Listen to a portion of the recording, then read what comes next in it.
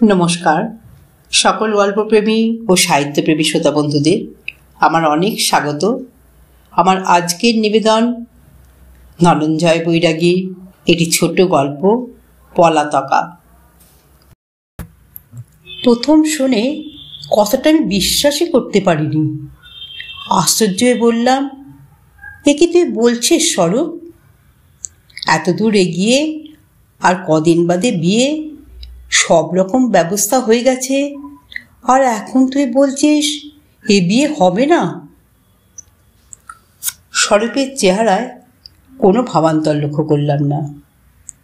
আগের মতোই নিরাসক্ত গলায় বলল, আমি নিরুপায়।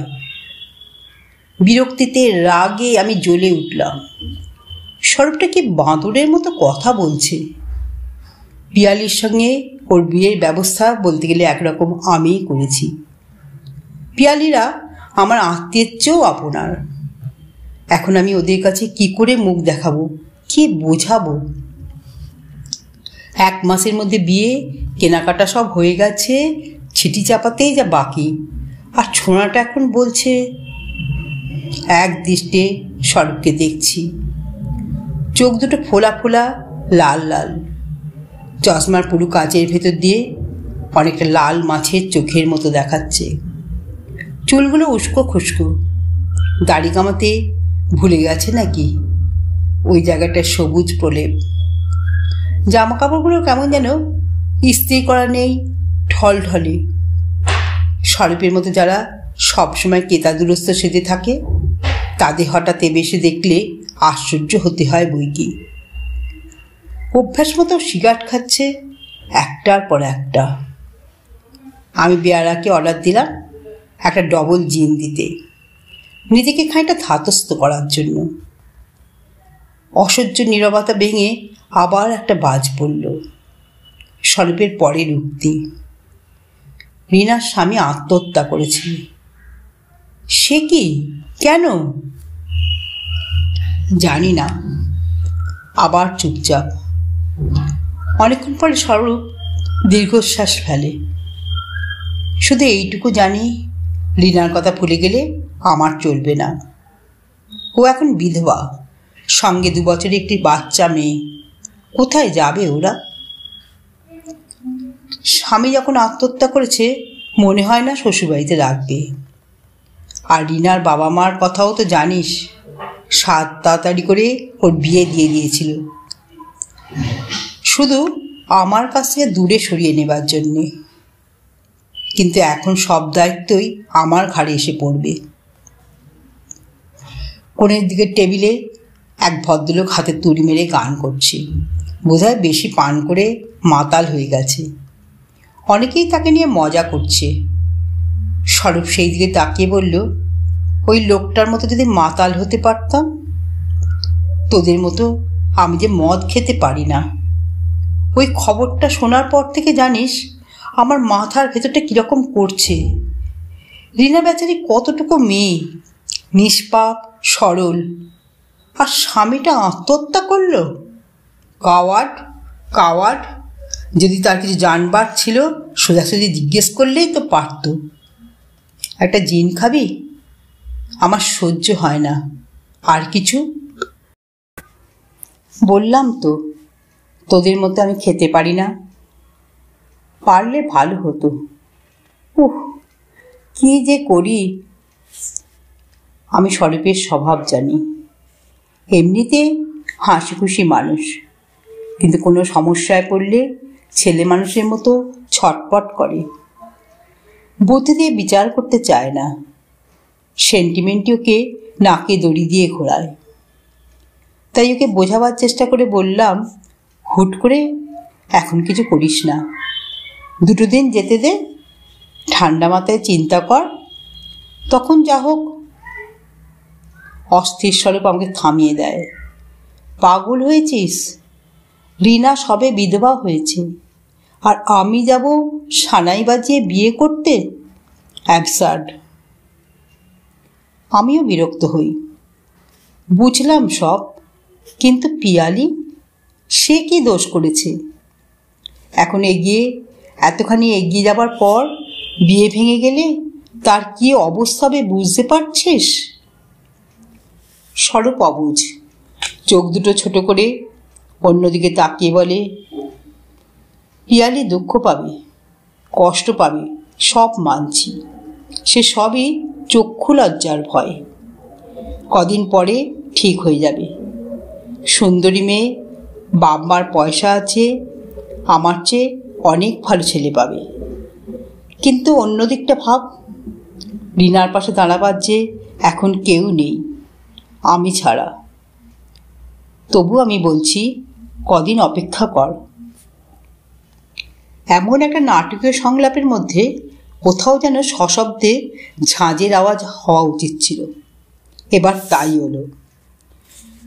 পিয়ালিকে আমি চিঠি লিখে দিয়েছি, জানিয়ে দিয়েছি। সত্যি? হ্যাঁ, আমার সিদ্ধান্ত ওরা জেনে যাবে, হয়তো তোকে ডাকবে, তাই বলে গেলাম। এখন ভালো মন্দ যা বুঝিস ওদের বলবি। আমি এখন চলি, অনেকগুলো জরুরি কাজ আছে। সিগারেটের প্যাকেটটা তুলে নিয়ে স্বরূপ হন হন করে বেরিয়ে গেল। আমার দিকে ফিরেও তাকালো না। বিয়ারা এসে খোঁজ করলো আমি কিছু চাই কিনা। আবার অর্ডার দিলাম, ডবল জিন, সঙ্গে লাইম আর বিটার। আব্দুল ড্রিঙ্ক নিয়ে এসে জিজ্ঞাসা করলো, কিছু খাবার আনবো? বললাম, না, খেতে ইচ্ছে করছে না। মানে খালি পেটে? বিরক্ত হয়ে তাকালাম। আব্দুল আর কথা না বাড়িয়ে চলে গেল। ওই ওর দোষ, কেমন যেন একটা গার্জেনই চাল আছে। এদিকে বয়স বেশি নয়, চকচকে চেহারা, বেয়ারা সাদা পোশাকে ভালো মানায়। আমাকে দেখলেই ছুটে এসে ওর টেবিলে নিয়ে গিয়ে বসায়। সম্পর্কটা অবশ্য নিছক ভালোবাসার নয়, বকশিসের স্বার্থে জড়িত। পরে হলো কিছু খেলে বোধহয় ভালোই হতো। জিনের নেশা ক্রমশ যেন চেপে ধরছে। স্বরূপের কথাই ভাবছি। ছোঁয়াটা পাগল, বরাবরই ওই রকম। আমার সহপাঠী না হলেও এক সময় প্রায় লেখাপড়া করেছি। আমি ছিলাম ইংরেজির ছাত্র, ও পড়তো ইঞ্জিনিয়ারিং। কোনো বিষয় খুব আমাদের মিল ছিল না। চট করে চোখে পড়ার মতন ওর চেহারা, ফর্সা রং, বড় বড় চোখ, তবে সে চোখে কথা বলতো না। মেয়েদের ভালো লাগার মতো পুরু ঠোঁট, তারপর সাজ পোশাকে শৌখিন, অনর্গল কথা বলতো, বিষয়বস্তু অতি সাধারণ। সিনেমার গল্প, ফিল্ম ম্যাগাজিনের চুটকি খবর, সাহিত্য নিয়ে আলোচনা করতে গেলেও হাই তুলত। হাসতে হাসতে বলতো, বেশি জ্ঞান দিস না, মাথা ধরে যাবে। মেয়ে মহলে ওর গতি ছিল অবাধ। পাশাপাশি বিছানায় শুয়ে আমরা ভবিষ্যতের স্বপ্ন দেখতাম, এটা করব, সেটা করব, এই রকম হব। ওই বয়সে 5 জন ছেলে যেরকম স্বপ্ন দেখে আর কি। স্বরূপ পাশ করেছিল কিনা মনে নেই, হয়তো করেছিল, হয়তো করেনি, তাতে কিছু আসে যায় না। ওর খুঁটির জোর ছিল, বেশ ভালো চাকরি নিয়ে চলে গেল জামশেদপুর। তারপর অনেক দিন আমাদের দেখা হয়নি।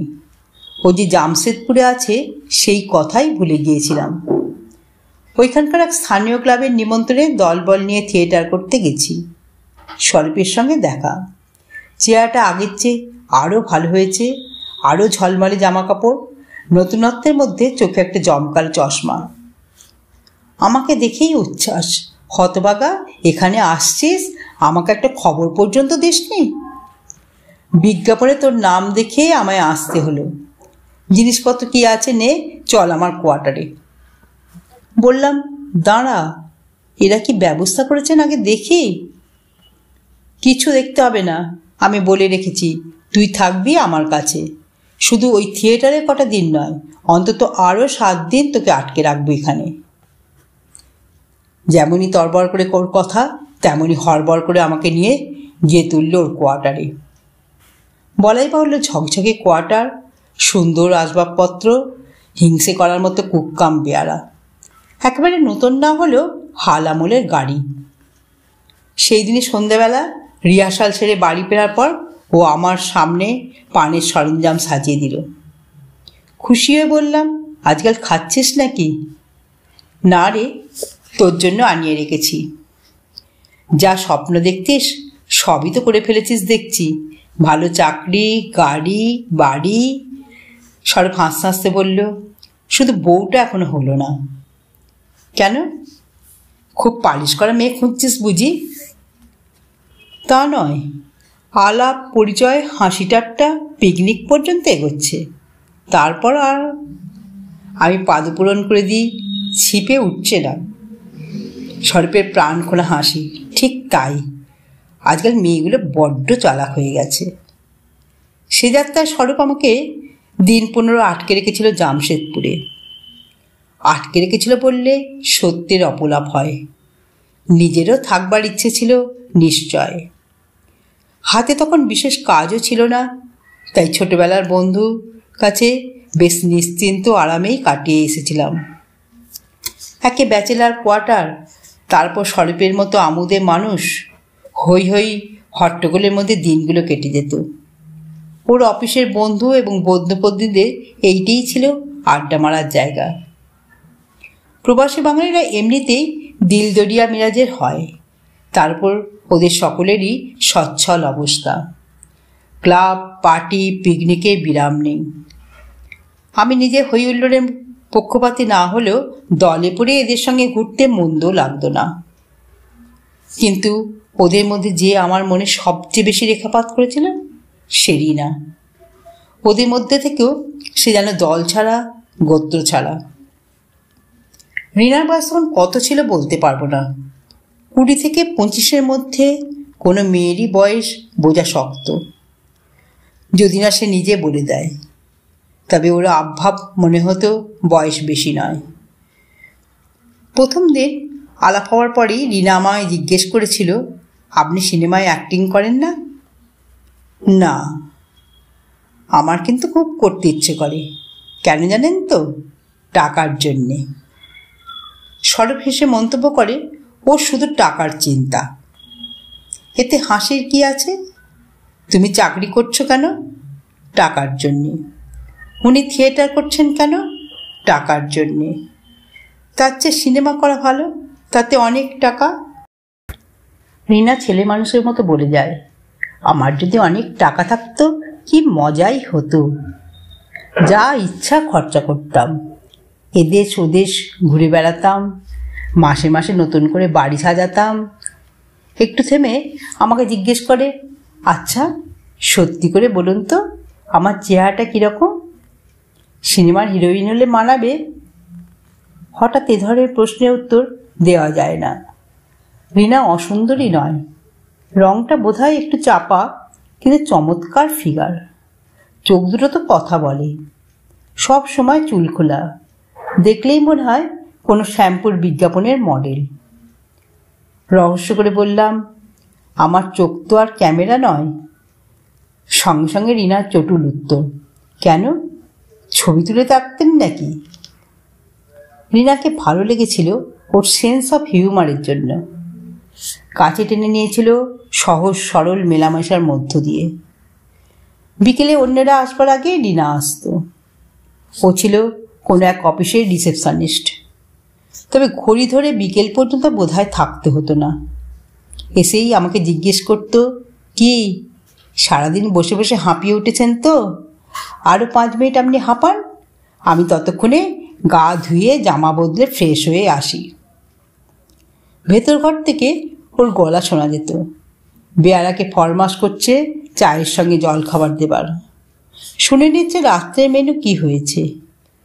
কালকের ভাতটি মুরগিটা যা ফ্রিজে রয়েছে তা খাবার সময় টেবিলে বার করে দেওয়া হয়নি কেন, ইত্যাদি ইত্যাদি।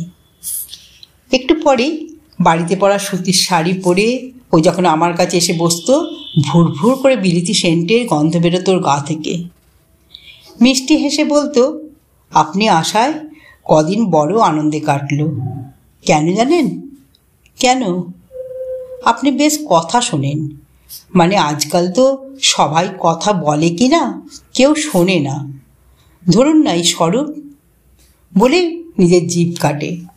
মানে সম্পর্কেও আমার কাকা হয়, কিন্তু আপনিই বলুন, স্বরূপকে যদি স্বরূপ কাকা বলে ডাকি কীরকম ফানি লাগাবে না? বললাম, কিন্তু স্বরূপ তো তোমার চেয়ে বয়সে বড়। রিনা হাসে, কিন্তু এত ছেলে মানুষ আমার চেয়ে ছোট মনে হয়। ওই যে রুমা, কাকলি, ওর বন্ধুর বউগুলো সব কটি ন্যাকার তাজমহল। স্বরূপ ভাই, স্বরূপ ভাই করে নাকে দড়ি দিয়ে ঘোরায়। আর ওই লোক বোকাটাও। গম্ভীরে বললাম, ঠিক আছে, স্বরূপ ফিরো, বলে দেব। না তাড়াতাড়ি হাত জোর করে ভয় পাবার ভান করে, না না, আপনি এরকম বেরোচিক হবেন না, ও যা বোকা সত্যি ভেবে আমার সঙ্গে আড়ি করে বসবে। আবার কত সময় স্বরূপের প্রশংসাও করত। স্বরূপ না থাকলে আমার যে কী অবস্থা হতো। আমার বাবা মা বড্ড সেকেলে। ঠাকুরদা ছিলেন রায়বাহাদুর, বাবারও সেই রাজবাড়ি মেজাজ। বাড়ি থেকে বেরোই সকালবেলা, অফিস সেরে সন্ধ্যেটা এখানে কাটিয়ে একেবারে রাত্রিবেলা বাড়ি ফিরি। যেদিন অফিস যেতে ইচ্ছে করে না, সারাদিন এইখানেই কাটিয়ে দিই। আমার এক সেট জামা কাপড় এখানেই রাখা থাকে। কোণের টেবিলের মাতালটা আরও জোরে গান করছে, মাঝে মাঝে টেবিলে তাল ঠুকছে। বিরক্ত হয়ে আব্দুলকে ডেকে বললাম, হচ্ছে কি, ওর লোকটাকে থামাও। কারুর কথা শুনছে না স্যার, ম্যানেজারকে ডাকো, আমি কমপ্লেন করব। কিছুক্ষণ বাদে আব্দুল ফিরে এলো, তবে ম্যানেজারের বদলে জিনের বোতল সঙ্গে নিয়ে এসেছে। কই, ম্যানেজার কোথায়? আব্দুল চালু ছেলে, বাড়ির কম বেশি মাতাল, সব রকম খদ্দেরকেই খুশি রাখতে জানে। বললে, ম্যানেজার সাহেবকে পাচ্ছে না স্যার, বোধহয় এইখানেই কোথাও গেছেন। আপনার গেলাস খালি দেখে জিন নিয়ে এলাম। ছোট দেব না বড়? এতক্ষণে খেয়াল হলো আমি খালি গেলাস নিয়ে বসেছিলাম, তাই আব্দুলের বিচক্ষণতায় খুশি হয়ে বললাম, ডাবল। মাথার মধ্যে জিনটা কিছু কাজ করছে বুঝতে পারছি। চিন্তাগুলো কেমন যেন জড়িয়ে যাচ্ছে। তবে যতদূর মনে হচ্ছে গোলমালটা বাঁধল আমি কলকাতায় ফিরে আসার কয়েকদিন আগে। স্বরূপের ফ্ল্যাটে একটা ইনফর্মাল পার্টি ছিল। কেউ গান করল, কেউ আবৃত্তি, কে যেন কিছুক্ষণ ইলেকট্রিক গিটার বাজালো। ফলে পার্টি ভাঙতে বেশ রাত হয়ে গেল। তারপর বাইরে বৃষ্টি। স্বরূপের গাড়ির ব্রেকটা সকাল থেকে ভালো ধরছিল না, তাই অত রাত্রে অন্ধকারে গাড়ি চালিয়ে রিনাকে বাড়ি পৌঁছে দেওয়ার সাহস স্বরূপের হলো না। স্বরূপ বলল, রিনা, তুই এখানে থেকে যা, বৌদিকে বরং ফোনে জানিয়ে দে। রিনা বলল, তুমি বলে দাও বাবা, আমি বললেই খ্যাঁক খ্যাঁক করবে। স্বরূপ নিজের ঘর থেকে ফোন করে ড্রয়িং রুমে ফিরল। মুখখানা থমথম করছে। রিনা জিজ্ঞেস করল, কি হয়েছে স্বরূপ? তুমি তৈরি হয়ে নাও, আমি পৌঁছে দিয়ে আসছি। তার মানে তোমার মা চান না যে তুমি রাত্রিবেলা এখানে থাকো? রিনার চোখ দুটো জ্বলে উঠল। ও, এই কথা! আমি কিছুতেই আজ রাত্রে বাড়ি ফিরব না, এইখানেই থাকবো। স্বরূপকে বোঝাবার চেষ্টা করে, তা হয় না। নটুদা বৌদি দুজনেই যদি বিরক্ত হয়, হোক বিরক্ত, আমি তার কচি খুকি নই। আমি শুতে চললাম তোমার ঘরে, তোমার সাহস না থাকলে অন্য কোথাও শুতে পারো। পরদিন সকালে কাদের চেঁচামেচিতে ঘুম ভেঙে গেল। যদিও তারা চাপা গলায় কথা বলছে, তবু আমার শুনতে অসুবিধা হলো না। পাছে ওরা অপ্রস্তুত হয়ে পড়ে সেই ভয়ে দরজাও খুললাম না। আড়ষ্ট হয়ে খাটে শুয়ে রইলাম। স্বরূপের কণ্ঠস্বর, বৌদি তুমি বিশ্বাস করো, আমার গাড়ির ব্রেক। অসহনীয় বৌদির জবাব, ছি ছি, চক্ষু লজ্জা বলেও কি কোনো জিনিস নেই? তোমাকে আর রিনাকে নিয়ে চারদিকে এমন নোংরা আলোচনা চলছে যে কোথাও কান পাতার জো নেই। সারাক্ষণ তো মেয়েটা তোমার কাছে পড়ে রয়েছে, এখন থেকে যদি রাত কাটাতে শুরু করে। আহ বৌদি, বাড়িতে আমার গেস্ট রয়েছে। রিনাকে ডাকো, ও কোথায়? স্বরূপ একটু সময় নিয়ে বলে, জানো তো রিনার মেজাজ, ও তোমার সঙ্গে এখানে কথা কইতে চাইছে না, বলছে যা বলবার বাড়িতে গিয়ে বলবে। ভদ্রমহিলা চিরবিড়িয়ে ওঠেন, এত বড় স্পর্ধা! এসব হয়েছে তোমার জন্য, বাড়ি গাড়ি দেখিয়ে ছোট ছোট মেয়েগুলোকে ফাঁদে ফেলা। আর 5টা মেয়ের সঙ্গে কি করছো আমাদের তা দেখবার দরকার নেই, কিন্তু রিনা তোমার সম্পর্কে ভাইজি, সেইটুকু মনে রেখে ওকে রেহাই দাও। তারপর সব চুপচাপ। বেশ কিছুক্ষণ বাদে আমার দরজায় টোকা পড়ল। দরজা খুলতেই দেখি অফিসের পোশাকে হাসি মুখে দাঁড়িয়ে রিনা। কিছু যেন ঘটেনি। হেসে বলল, বলিহারি গুম, টেবিলে যে ব্রেকফাস্ট ঠান্ডা হচ্ছে, কে খাবে শুনি? আমি লজ্জিতে ভান করে বলি, সত্যি বড় দেরি হয়ে গেল, তোমরা টেবিলে বসো, আমি মুখটা ধুয়েই আসছি। টেবিলে এসে দেখলাম স্বরূপের মুখখানা শুকনো, চোখের তলায় কালি পড়েছে, বোধহয় সারা রাত ঘুমোয়নি। কি বলে কথা শুরু করব ভেবে পেলাম না। রিনা টোস্টে মাখন মাখিয়ে স্বরূপের দিকে এগিয়ে দিল। নাও ধরো। স্বরূপ বিরক্ত গোপন করল না, মুখে বলল, আমি শুধু চা খাবো, আর আমরা গড়লায় পিণ্ডে গিলব। আহ, এখন রসিকতা ভালো লাগছে না। এক মুহূর্তে রিনার চোখ মুখ বদলে গেল, কোথায় হাসি কোথায় ছেলে মানুষই। সর্পিনীর মতো গর্জে উঠে বলল, রসিকতা তোমরা করছো, রাত্রে এখানে ছিলাম তো হয়েছেটা কি? কেন এইসব নোংরা ইঙ্গিত করা হচ্ছে? এসব ইতরামি আমি বরদাস্ত করতে পারি না। স্বরূপ তখনও চাপা দেবার চেষ্টা করে। এখন মাথা গরম করো না, আমাকে দেখিয়ে বলে, ও বেচারি কি ভাবছে। উনি কিছুই ভাবছেন না, কারণ মা যা বলে গেছেন সবই উনি শুনেছেন। কি শোনেননি? আমার চোখের ওপর চোখ রেখে প্রশ্ন করল রিনা। হ্যাঁ না কোনো জবাব দিতে পারলাম না। মেয়ে হয়ে জন্মেছি বলে কি কোনো রকম স্বাধীনতা আমাদের থাকতে নেই? বাপ মায়ের মর্জি মতন আমাদের চলতে হবে? স্বরূপ, তুমি আছো বলে আমি বেঁচে গেছি, তবু এখানে একটা জীবন আছে। আমাদের বাড়ি তো একটা জেলখানা। স্বরূপ নিচু গলায় বলে, কিন্তু সেখানেই যে তোমায় থাকতে হবে। রিনা আবার ফোঁস করে ওঠে, কেন থাকবো? আমি বড় হয়েছি, চাকরি করছি, আমি কারোর পরোয়া করি না।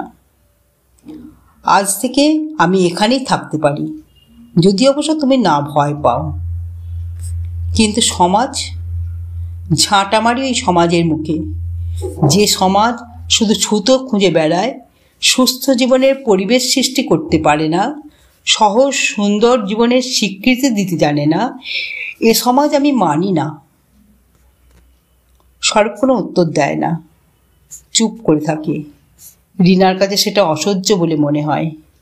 টেবিল ছেড়ে উঠে পড়ে তেতো গলায় বলে, তোমার যখন সমাজকে এতই ভয়, ঠিক আছে, দুপুরবেলা অফিস থেকে এসে আমার জিনিসপত্র নিয়ে চলে যাব, তোমাকে আর কারোর কাছে কথা শুনতে হবে না। স্বরূপ এবার বাধা দেয়, না না, আমি তো সে কথা বলিনি। রিনা আরও চটে যায়, তুমি তো কিছুই বলছো না, কি চাও তুমি? সামাজিক স্বীকৃতি? তাহলে বিয়ে করো। স্বরূপ যেন নিজেকে আরও অসহায় বোধ করে, অস্ফুট স্বরে বলে, বিয়ে? রিনার স্পষ্ট কথা, তুমি জানো আমি তোমায় ভালোবাসি, তুমিও আমাকে ভালোবাসো, বিয়ে করলেই তো সব ঝামেলা চুকে যায়। 2-4 দিন হয়তো কেউ কেউ চোটে থাকবে, তারপর সবই ঠিক হয়ে যাবে। এই অস্বস্তিকর পরিস্থিতি থেকে স্বরূপকে বাঁচাবার জন্য আমি বললাম, রিনা, এখন তোমরা সকলেই খুব উত্তেজিত, এসব আলোচনা করার সময় এখন নয়। তুমি অফিসে যাও, তারপর স্বরূপও বেরিয়ে পড়ুক, তারপর ধীরে সুস্থে এ বিষয়ে সিদ্ধান্ত নিও। বিয়ে বলে একটা কথা হুট করে তো হয় না। রিনা বিলাতি কায়দায় কাঁধ দুটো ঝাঁকিয়ে একটা মুখভঙ্গি করল, বলল, ঠিক আছে, আমি সময় দিতে রাজি আছি, তবে আপনার ওই ভালো মানুষ বন্ধুটিকে বলবেন to be or not to be করে জীবনটা কাটিয়ে দেওয়া যায় না। প্রবলেম আসে, তাকে ফেস করতে হয়। রিনা জুতোর হিলে খটখট আওয়াজ তুলে ঘর থেকে বেরিয়ে যায়। এরপর আরও 2 দিন বোধহয় আমি জামশেদপুর ছিলাম, কিন্তু রিনার সঙ্গে দেখা হয়নি। স্বরূপও কোনো আলোচনা করেনি এ প্রসঙ্গ নিয়ে। রাম রক্স নিয়ে এসো, আব্দুলকে অর্ডার করলাম। আব্দুল আমার মুখের দিকে একটু তাকিয়ে থেকে জিজ্ঞেস করল, এতক্ষণ জিন খাচ্ছিলেন, ড্রিঙ্ক মিক্স করবেন স্যার? হ্যাঁ করব, যাও নিয়ে এসো। মনে মনে বললাম, জীবনে যেদিকে তাকাও সব মিক্সচার, খাঁটি কোনোটা নয়। শালা প্রেমও তাই। রিনার বিয়ের খবর পেয়েছিলাম। ওর বাবা মা পছন্দ করেই বিয়ে দিয়েছিলেন। শুনেছিলাম সে বিয়েতে স্বরূপ কোমরে তোয়ালে জড়িয়ে অতিথিদের হাসি মুখে পরিবেশন করেছে। আমাদের দেশে আর 5টা ছেলের মতোই ওর মনেও দেবদাসী উদারতা জেগে উঠেছিল আর কি। রিনার স্বামী ছিল কলিয়ারির ম্যানেজার, থাকতো ধানবাদে। স্বরূপ মাঝে মাঝে ওদের ওখানে যেতে শুনেছি, তবে সম্পর্কটা শিথিল হয়ে এসেছিল। এইভাবে কাটলো 2 বছর। স্বরূপের ছন্ন ছাড়া জীবনটা আমার ভালো লাগতো না। একবার কলকাতা এলে ওকে এই বাড়ি ধরে এনেছিলাম। কিরে, মালটাল খাস এখন? স্বরূপের সেই অমায়িক হাসি, ও রসে বঞ্চিত। তারপর রিনা পর্ব তো চুকেছে, এবার বিয়ে থা কর। আর বিয়ে, বয়স হয়ে গেল। ন্যাকামি করিস না, রাজি থাকিস তো বল, একটি খুব ভালো মেয়ে আছে, দেখাতে পারি। স্বরূপ হাসতে হাসতে বলল, আমি দেখতেও পারি, তবে বিয়ে করার জন্য নয়, আলাপ করার জন্যে। তথাস্তু। কথা মতো স্বরূপের সঙ্গে পিয়ালির আমি আলাপ করিয়ে দিয়েছিলাম। ওরা রাঁচির বাসিন্দা, সেই সময় কলকাতায় বেড়াতে এসেছিল। রিনা না পিয়ালি, কে বেশি সুন্দরী বলতে পারবো না। দুজনেরই চটক ছিল, দুজনেই চালাক এবং দুজনেই শিক্ষিত। রিনা অফিসে চাকরি করতে বলে পুরুষদের সঙ্গে মিশতে পারত অতি সহজে। পিয়ালি পড়াশোনা করতে ভালোবাসত, ওর জগৎটা ছিল বাড়ির মধ্যে। আমি শুধু ওদের আলাপ করিয়ে দিয়েছিলাম। তারপর ওদের হৃদ্যতা বাড়তে লাগলো। শুনেছি ছুটি পেলে প্রায় স্বরূপ গাড়ি নিয়ে বেড়াতে যেত রাঁচিতে। আবার পিয়ালিরাও সপরিবারে ঘুরে যেত জামশেদপুরে। পিয়ালি বাবা মা প্রথম থেকেই স্বরূপকে ভালো লেগেছিল, তাই বিয়ের সম্ভাবনা দানাবাঁধে বেঁধে উঠতে দেরি হলো না। আমি সব খবরই পেতাম, কখনো স্বরূপের মুখ থেকে, কখনো বা পিয়ালিরা চিঠি লিখত।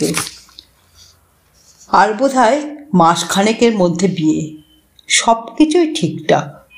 অথচ হঠাৎ সেদিন রিনার স্বামীর আত্মহত্যা করার দুঃসংবাদটা নিয়ে স্বরূপ আমাকে বসিয়ে দিয়ে চলে গেল। বাড়ির বিল মিটিয়ে বাড়ি ফিরতে বেশ দেরিই হলো। ওপরে উঠে দেখি ড্রয়িং রুমের দরজা খোলা। কে এলো আবার এ সময়? পর্দা সরাতেই দেখি পিয়ালি বসে রয়েছে। থমথম করছে মুখ, হাতে রুমালটা দিয়ে বারবার গালের উপর পড়া চোখের জল মুছছে। আমি কোনো কথা না বলে সামনের চেয়ারটায় গিয়ে বসলাম। পিয়ালি একসময় ফুঁপিয়ে ওঠে, এসব কথা তুমি আমাকে আগে জানাওনি কেন? উত্তর দেবার কিছু ছিল না। শুনেছ তো সব? গলাটা পরিষ্কার করে নিয়ে বললাম, স্বরূপ আজ এসেছিল আমার সঙ্গে দেখা করতে। আমাকে চিঠিখানা লিখেছে, পড়ে দেখো। স্বরূপের বক্তব্য আমি জানি, তাই চিঠিটা না পড়ে সরিয়ে রাখলাম। ছি ছি, এ কি তামাশা! বাবা মার কাছে আমি কি করে মুখ দেখাবো বলতে পারো? কার স্বামী আত্মহত্যা করেছে উনি তার জন্যে কেঁদে আকুল, এমনকি বিয়েও করতে পারবেন না? এ আবার কি ছেলে মানুষই! ভাইজের স্বামী মারা গেছে, এরকম তো হতেই পারে, তার জন্যে। পিয়ালি যা বলে গেল আমি সব শুনলাম। কোনো প্রতিবাদ করিনি, বোঝাবারও চেষ্টা করিনি। রিনা স্বরূপে শুধু ভাইজি নয়, আরও কিছু। যাবার আগে পিয়ালি তার ব্যাগ থেকে একটা গহনার সেট বার করে টেবিলের উপর রাখল। শুকনো গলায় বলল, স্বরূপ ওটা আমায় প্রেজেন্ট করেছিল, ওকে ফেরত দিয়ে দিও। আর এগুলো ওর চিঠি, আমায় লিখেছিল, প্রেমপত্র, ওকে দিয়ে দিও। আর বলো আমার লেখা 2-1খানা চিঠিও বোধহয় ওর কাছে আছে, তা যেন দয়া করে ছিঁড়ে ফেলে। পিয়ালি স্বরূপ পর্ব একরকম এখানেই শেষ হলো। কয়েকটা বছর কেটে গেছে। পিয়ালি বিয়ের ছাপা নিমন্ত্রণপত্র যথাসময় পেয়েছিলাম। পাত্র দিল্লির ছেলে, কাগজে বিজ্ঞাপন মারফত যোগাযোগ হয়েছিল। স্বরূপের সঙ্গে বহুদিন দেখা হয়নি, তবে নানা রকম উড়ো খবর কানে আসত। কেউ বলতো দেশে নেই, কন্টিনেন্টে গেছে, কেউ বলতো অসুস্থ, অজ্ঞাতবাসে বিশ্রাম নিচ্ছে, আবার কেউ বলতো শেষমেশ পানদোষে ধরেছে। চক্ষুকর্ণের বিবাদ মিটল পার্কস্ট্রিটের এই বাড়ি। তখন অপরাহ্ন, লাঞ্চের ভিড় চলে গেছে। আমি একটা টেবিলে বসতে যাব, শুনলাম কে আমার নাম ধরে ডাকছে। দূর থেকে চিনতে পারিনি, কাছে গিয়ে দেখলাম স্বরূপ। মুখে আগে সেই হাসি, কিন্তু কানের পাশে চুলগুলো পেকেছে। নতুনত্বের মধ্যে ফ্রেঞ্চ কাট দাড়ি আর গোঁপ। সোচ্ছ্বাসে অভ্যর্থনা জানালো, এসো ব্রাদার, তোমার জন্যেই ধুনি জ্বালিয়ে বসে আছি। আমিও নাটকীয় ঢঙে বললাম, এ কি হেরি সম্মুখে আমার, তোর হাতে মদের গেলাস? আজকাল আকণ্ঠ পান করছি। হঠাৎ? ডাক্তাররা বারণ করেছে বলে। সে আবার কি? স্বরূপ সম্পূর্ণ ব্যবহারিক গলায় বলল, শুনিসনি বোধহয় আমার একটা হার্ট অ্যাটাক হয়ে গেছে? আমি বিস্ময় প্রকাশ করি, সে কি, কবে? স্বরূপ হাসতে হাসতে বলল, মেয়েরা তো ডিক্লেয়ার করেই ছিল আমি হৃদয়হীন। এখন ডাক্তারদের কথায় বোঝা গেল মেয়েদের কথা ভুল। হার্ট একটা আমার আছে, তবে সেটা খারাপ। যাকগে, কি ড্রিঙ্ক নিবি বল। কিছুক্ষণের মধ্যেই আমাদের পানের আসর জমে উঠল। তারই মধ্যে পরিচিত জনের খবর দেওয়া নেওয়া। এই বছর কে কি করেছি তারই ছোটোখাটো ফিরিস্তি। দেখলাম পিয়ালির বিয়ের খবরও জানে। পিয়ালি নাকি চিঠি লিখে স্বরূপকে বিয়ের নিমন্ত্রণ করে আনিয়েছিল। ও অবশ্য যায়নি। প্রসঙ্গক্রমে রিনার কথা উঠল। স্বরূপ বলল, আজকাল ওদের সঙ্গে আমার বড় একটা দেখা হয় না। জিজ্ঞেস করলাম, রিনা এখন আছে কোথায়? কলকাতাতেই। তাই নাকি? খবর পাইনি তো, তাহলে একদিন দেখা করতাম। স্বরূপ খুব উৎসাহ প্রকাশ করল না, নীরবে পান করল, একটা সিগারেট ধরালো। আমি নানা কথা বকবক করছিলাম। স্বরূপ বোধহয় সব কথা শোনেও নি। হঠাৎ বলল, মনে আছে এই বাড়ি এসে তোকে খবর দিয়েছিলাম রিনার স্বামী আত্মহত্যা করেছে? বললাম, মনে নেই আবার? জানিস, হন্তদন্ত হয়ে ছুটতে ছুটতে গিয়েছিলাম রিনার সঙ্গে দেখা করতে ধানবাদে। সারা বাড়িতে তখন শোকের ছায়া। এত অল্প বয়সে বৈধব্যের সামাজিক নির্যাতন। রিনাকে দেখলাম খুব গম্ভীর। আমার দিকে চোখ তুলে তাকালো বটে, কিন্তু কোনো কথা বলল না। নুটুদা বৌদি মেয়ের কাছে উপস্থিত ছিলেন, কিন্তু আমাকে দেখে তারা খুশি হলেন বলে মনে হলো না। আমার তখন মনে কি অবস্থা তুই তো জানিস।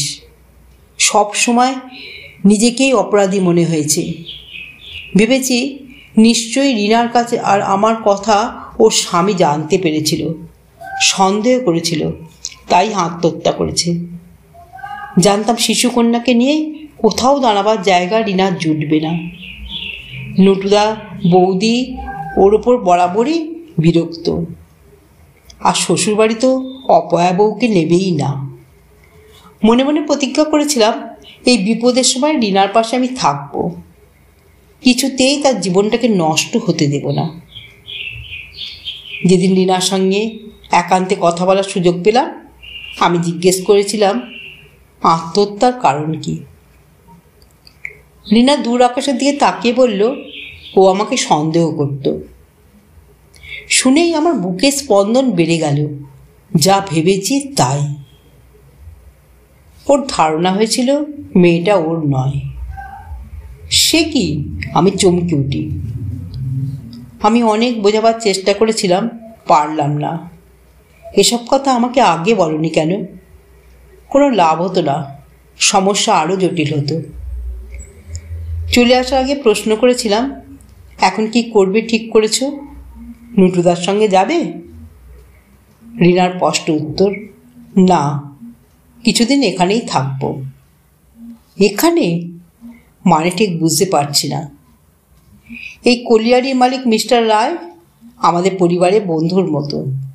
উনি বলেছেন এখানেই আমাকে একটা কাজ দেবেন।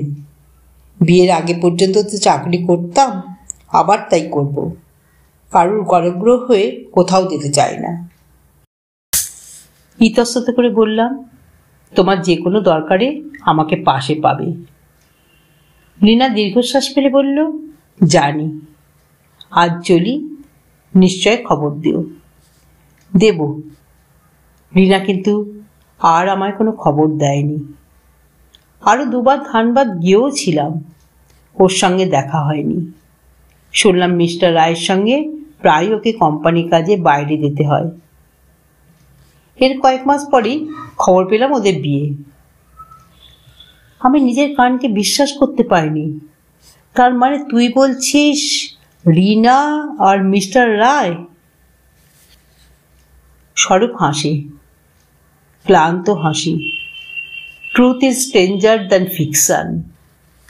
তখন জানতে পারলাম রিনার স্বামী যে আত্মহত্যা করেছিল সে আমার জন্যে নয়, ওর বস মিস্টার রায়কে সন্দেহ করে।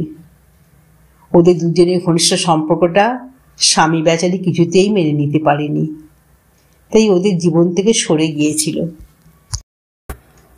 এরপর কথা বলার কিছু ছিল না। চুপচাপ বসে আরও কিছুক্ষণ দুজনে পান করলাম। নিজের অজান্তেই একসময় বললাম, একদিন তোকে মদ ধরাতে চেয়েছিলাম, আজ কিন্তু তোকে খেতে দেখে আমি খুশি হতে পারছি না। ফ্রাস্ট্রেশনের মধ্যে যারা ড্রিঙ্ক করে তাদের জীবনটা সুখের হয় না। স্বরূপ সজোরে হাসল। ওসব সুখ দুঃখের আওতার বাইরে চলে গেছিলে। একটা হার্ট অ্যাটাক হয়ে গেছে, পরেরটার জন্য অপেক্ষা করছি। হঠাৎ সজোরে বাজনা বেজে উঠল। বাড়ির বাজনদার। এরা মানুষকে মাতাতে পারে, হয়তো বা তাতাতেও জানে, তাই সারাক্ষণ ঝমঝমিয়ে যায়। এত আওয়াজ যে পাশের লোকের কথা শুনতেও অসুবিধা হয়। এতদিন এই ধরনের যন্ত্রসঙ্গীতের অত্যাচারে বিরক্ত হতাম, কিন্তু আজ প্রথম মনে হলো সময় বিশেষে এরও বোধহয় প্রয়োজন আছে। পলাতকা গল্পটি এখানেই সমাপ্ত হলো। যদি শ্রোতা বন্ধুদের আমার গল্প পাঠ ভালো লেগে থাকে তাহলে অবশ্যই আমার চ্যানেলটিকে সাবস্ক্রাইব করে পাশে থাকা বেল আইকনকে প্রেস করে অল করে দেবেন। তাই যখন নিত্য নতুন গল্প আপলোড করব আপনারা সঙ্গে সঙ্গে পেয়ে যাবেন। আপনারা সবাই খুব ভালো থাকবেন। নমস্কার।